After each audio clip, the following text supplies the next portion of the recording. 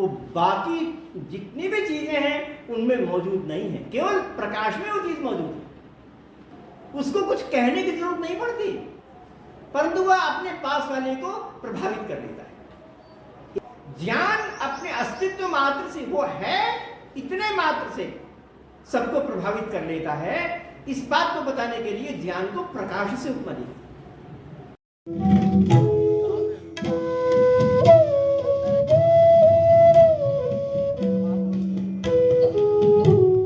प्रियमानुभाव, आज मैं आपके समक्ष संस्कृत लोकोक्तियां और मुहावरे, इस स्तंभ में व्याख्यान माला के अंतर्गत एक अन्य लोकोक्ति या मुहावरे को प्रस्तुत करने जा रहा हूं। और इसको लोकोक्ति का जो रूप दिया गया है वह वास्तव में मूलतः वेदों से प्राप्त हुआ है। वेदों में एक इतना सुंदर मंत्र है कि उसको इतने हजारों लाखों करोड़ों बार पारायण किया गया होगा और इतना प्रभावित किया हुआ होगा लोगों को कि आगे की जितनी भाषाएं हैं उन सब भाषाओं में उसका रूपांतर हो गया और लोगों ने उससे प्रभाव प्राप्त किया। वह मंत्र है, मंत्रांश है, अग्निना अग्नि समिध्यते। ऋग्वेद के प्रथम मंडल का एक मंत्रांश है, अग्निना अग्नि समिध्यते। उसका अर्थ यह है कि अग्नि से अग्नि चमकती है, प्रकाशित होती है, ये उसका अर्थ है। और ये जो है वो अपने आप में कितना सुंदर, कितना प्रभावकारी यह है। हजारों वर्षों के बीच में लोगों ने इसका कितनी बार पारायण किया गया होगा। और आगे की जो कहावतें हैं उसमें अनेक रूपों में यह लोकोक्ति के रूप में यह आया। आजकल हम बोलते हैं कि ज्योति से ज्योति जगाते चलो, प्रेम की गंगा बहाते चलो। तो ज्योति से ज्योति जगाते चलो, ये जो भावना है वो क्या वेद के अग्निना अग्नि समिध्यते के समकक्ष नहीं है। और अगर ज्योति से ज्योति जगाते चलो, इससे हमको एक महान आनंद की और सुख की उपलब्धि होती है, तो उसका जो मूल है अग्निना अग्नि समिध्यते, उससे कितना प्रभाव पड़ा होगा, कितना आनंद प्राप्त किया होगा लोगों ने। तो ये जो कहावत के रूप में आ गई कि अग्नि से अग्नि प्रकाशित होती है और प्रभावित होती है। इसमें ऐसी कौन सी विशेषता है? इस बात में विशेषता यह है कि अग्नि के अलावा जितनी वस्तुएं हमारे सम्मुख हैं वो वहां पर पड़ी रहें तो वो एक दूसरे को अपने आप प्रभावित नहीं करते। अगर कोई पत्थर का टुकड़ा या लकड़ी का टुकड़ा कहीं पर मौजूद है, रखा हुआ है, तो वो दूसरे लकड़ी के टुकड़े को प्रभावित नहीं करता जब तक कि हम अलग से उसमें बल न लगाएं, हम अलग से उसको क्रियाशील न बनाएं, तब तक वह अन्य टुकड़े को प्रभावित नहीं करता। ये अग्नि के अलावा बाकी जितनी दुनिया की चीजें हैं उन सब का यही हाल है। परंतु अग्नि का हाल देखिए कितना विलक्षण है। अग्नि अगर आई, प्रकाश आया, प्रदीप आया अगर, तो प्रदीप अपनी उपस्थिति मात्र से, अपने अस्तित्व मात्र से अपने समीप वाले को प्रभावित कर लेता है। उसको कुछ कहने की जरूरत नहीं पड़ती, परंतु वह अपने पास वाले को प्रभावित कर लेता है। एक तरफ अग्नि प्रदीप होता है जिसको हम अग्निशिखा कहते हैं, और उसके चारों ओर एक आभा मंडल होता है, और आभा मंडल और उसके पश्चात समीपवर्ती जो वस्तु है उसको वह अग्नि अथवा प्रदीप प्रभावित करती है, दाहकता के रूप में भी और प्रकाश के रूप में भी। दो रूपों से, दाहकता के रूप में भी प्रभावित करती है, उष्णता के रूप में भी और प्रकाश के रूप में, दो रूपों से प्रभावित करती है। तो ये कार्य अग्नि का विलक्षण है कि वह अपने अस्तित्व मात्र से अन्य को, समीपवर्ती को प्रभावित करता है। ऐसा होता रहे, इस बात की प्रार्थना इस मंत्र में की गई। और हमारा जो ज्ञान है ना, नॉलेज, वो ठीक इसी प्रकार का है। हमारा जो भारतीय मनीषा है, भारतीय अनुचिंतन है, उस अनुचिंतन में ज्ञान, जो नॉलेज है, उसको दो रूपों में उपमित किया गया।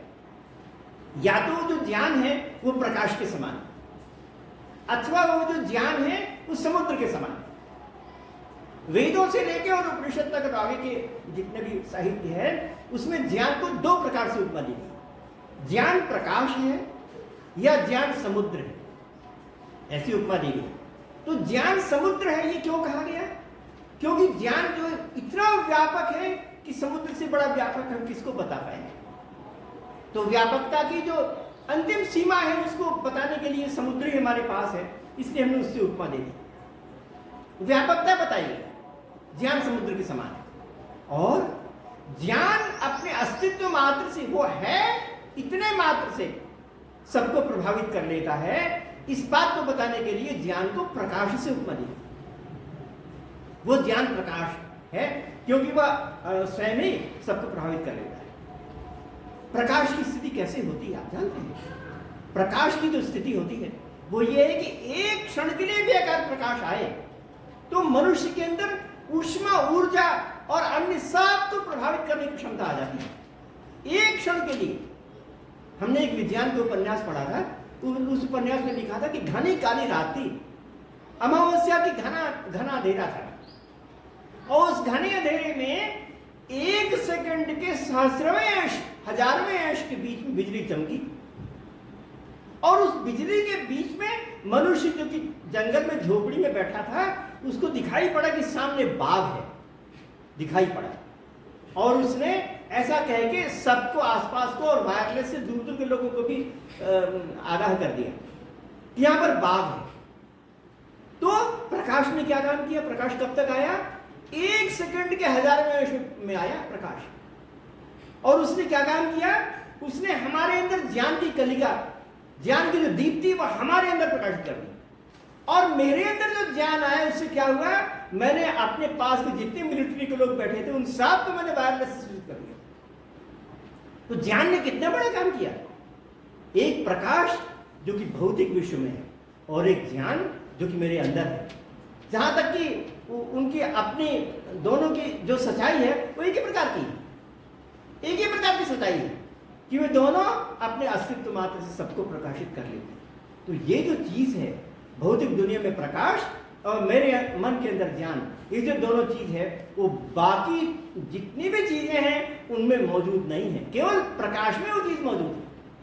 इस बात को प्रकट करने के लिए इस मुहावरे में लोकोक्ति में कहा कि अग्नि ना अग्नि समिध्यते, अग्नि से अग्नि प्रकाशित होती है, ज्योति से ज्योति जलती है।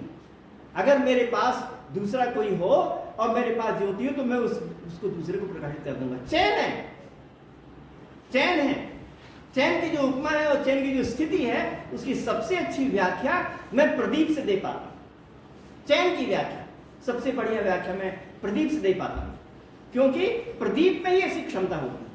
तो अगर हम चाहें कि पूरी मानवता को, पूरे जितनी जीवन है उन सबको मैं चैन के रूप में सबको प्रकाशित कर पाऊं, चैन के रूप में, चाहे वो भौतिक रूप से अग्नि के प्रकाश के रूप में हो या मेरे ज्ञान के रूप में वो प्रकाशित कर पाऊं, तो इसलिए सबसे बड़ी आवश्यकता है कि मेरा ज्ञान बढ़िया और सुरक्षित रहे। मेरा अगर अच्छा ज्ञान होता है तो वो भी उससे, वो चैन की तरह से अन्य जगह पर प्रकाशित होता है और खराब ज्ञान होता है तो वो भी होता है ऐसा। इसलिए मेरा जो अच्छा ज्ञान है वो आवे जिससे कि मैं सबको प्रकटित करूं। ज्ञान वो अच्छा ही होना चाहिए क्योंकि उसकी विशेषता है कि ज्ञान जैसा भी होगा दूसरे के पास ट्रांसमिट होगा, अन्य जगह पहुंचेगा। तो इसलिए क्योंकि वो ट्रांसमिट होने की क्षमता है इसमें, तो ट्रांसमिट अगर हो रहा है वो, तो अगर वो अच्छा ज्ञान होता है तो अन्य सबके समक्ष मेरे पास उपस्थित होता है तो उससे सबका फायदा होता है, कल्याण होता है। अग्नि की जो दाहकता है और प्रकाशकता है वो ट्रांसमिट होती है। इसी प्रकार से मनुष्य का जो अच्छा ज्ञान है वो प्रकाशित होता है।